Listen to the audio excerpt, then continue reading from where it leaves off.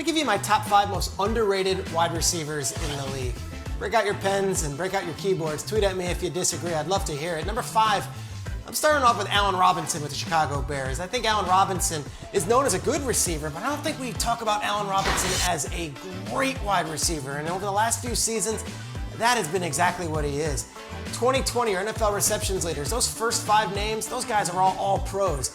Allen Robinson was 6th in the league in receptions last year, and he did it with a rotating door at quarterback with Trubisky and Foles, and now he's got another 2 quarterbacks in Dalton and in Fields. He's on the franchise tag, so we'll see, but I think Allen Robinson, going back to his Jacksonville days, when he and Blake Bortles put up big numbers, has long been one of the most underrated wide receivers in the NFL. You know, he comes in that same draft class with Jarvis Landry and Odell Beckham and Sammy Watkins. This is another one of these guys, Davante Adams included, all from that draft class. We very rarely consider him in that conversation, and yet I think he is one of those guys. Allen Robinson's number 5 on my underrated list. Number 4, how about we go to Washington with a guy that we have really gotten to know over the last few years, Terry McLaurin, the wide receiver for the Washington football team. Let's take a look at McLaurin, who was drafted in 2019, versus 2 of the other guys drafted in 2019 who are far more celebrated.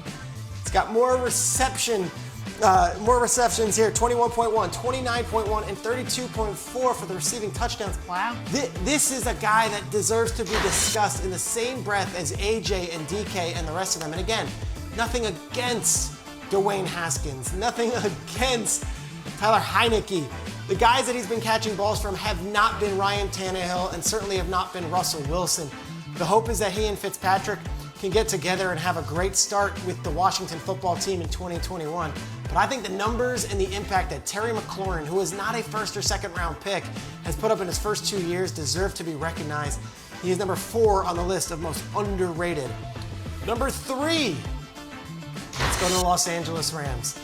What does Cooper Kupp need to do to be considered an elite wide receiver? All I know is that every year since he was drafted, he comes in and puts up monster numbers, is a nearly impossible guy to cover, blocks, runs the ball out of the backfield, and is just one of those dudes that defensive coordinators always mention when discussing who the toughest players to cover and game plan for.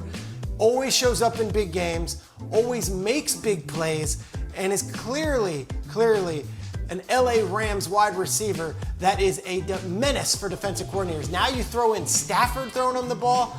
Look, I'm not going to underestimate the relationship he had with Jared Goff. Remember, they were roommates together before Kupp's rookie year. They shared an agent, they were best friends.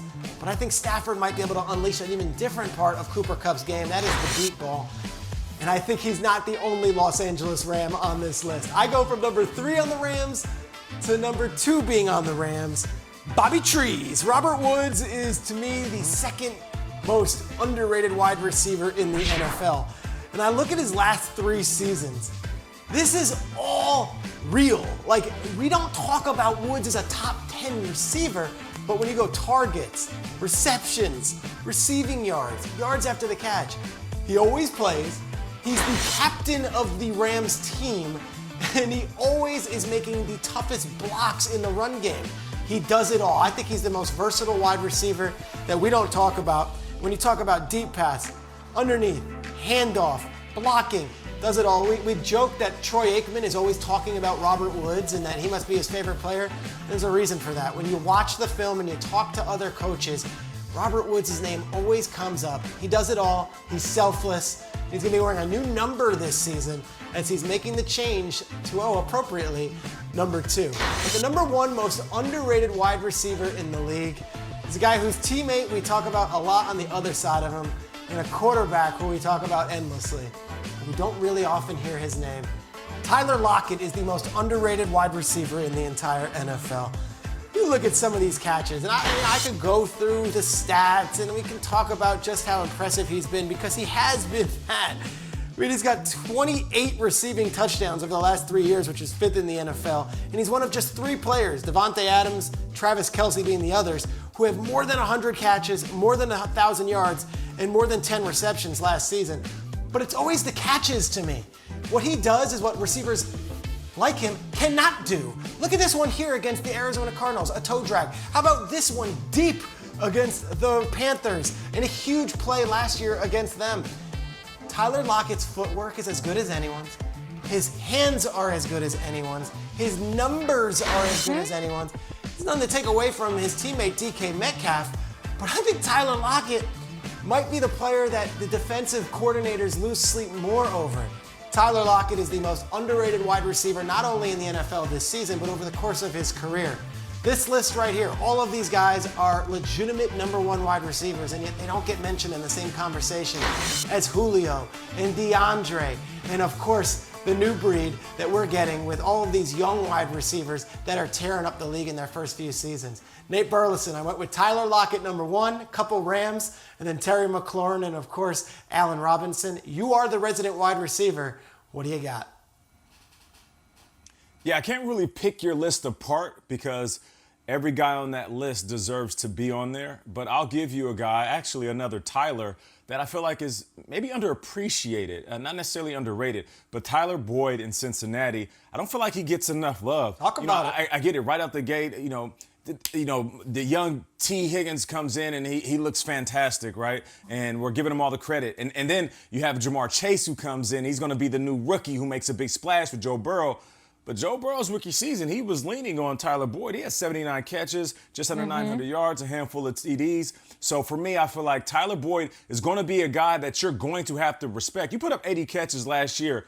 Now imagine what he's going to do in the offense where defense is now to focus on T. Higgins, Jamar Chase, and forget about a guy who can put up 1,000 yards if you give him the opportunity to. Tyler Boyd is really underappreciated. All right, first of all, the spirit of this segment has been totally lost. It's supposed to be fight my five. We can't pick it apart. You got to go after Peter. Peter, this list is terrible. I like that Allen Robinson is on it. I wish that he was on the right list, which would be top 5 most underrated players in the NFL. It's not just the guys you named he's at quarterback. Go back to college. He was with Christian Hackenberg. Now he's going to be with Andy Dalton or a rookie.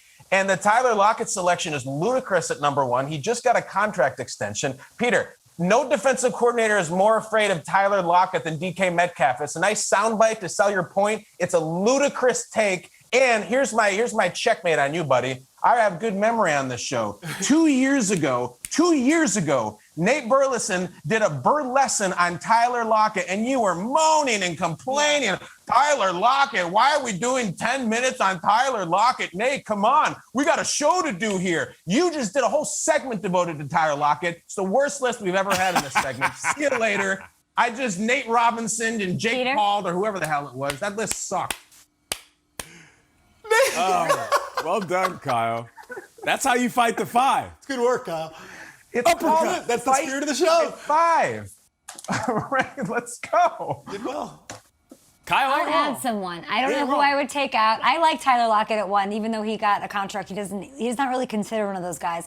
I want to throw out a name. It's someone we literally never talk about, but somehow had over 1,200 yards in back-to-back seasons with 5 different quarterbacks throwing him the ball. DJ Moore. It is so crazy. Those are insane numbers. Hamilton went and looked stuff up. He's racked up more yards, guys, at the age of 24 than guys like Larry Fitzgerald, the aforementioned Allen Robinson, Chris Godwin, and Amari Cooper, all in the same number of games. He is the 7th most in NFL history under his belt in that time. What? We don't talk about that at all. So hopefully Sam Darnold does his thing and brings some stability there, and DJ can start getting some of the recognition he deserves. Shregs, are you ready for the smoke from Twitter? I am ready. Bring it on. And I would love to see Kyle fight a kangaroo before his 17 months in Australia are over. Kyle, can you make it happen? Don't do that. Them kangaroos be I like have this. a much better chance that Robert Woods is an underrated receiver than me knocking out a kangaroo. The #1 color analyst on Fox basically does an infomercial for Robert Woods every time he calls a game, and he's still underrated? No. Boom, boom, boom. I'll fight that kangaroo right in the marsupial pouch, baby. The kangaroos be like, What is Nate doing? That's a dude. Nate looks like a leprechaun. They be swole. They got a whole bunch of DK Metcalf down there hopping around. They be swole.